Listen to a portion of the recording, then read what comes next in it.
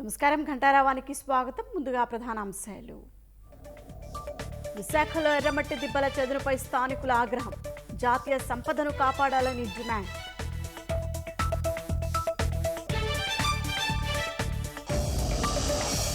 విజయనగరం జిల్లాలో వైసీపీ నేతల అక్రమ లేఅవుట్లు, ప్రభుత్వ భూములు, సాగునీటి వనరుల కబ్జా.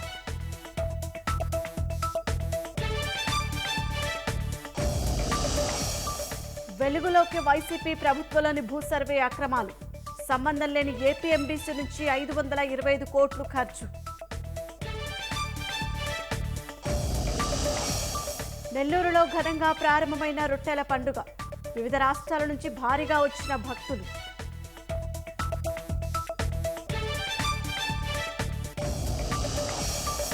అమెరికాలో వ్యక్తిని కాల్చి చంపిన పోలీసులు. రిపబ్లికన్ పార్టీ సదస్సులో కత్తితో తిరుగుతుండగా కాల్పులు.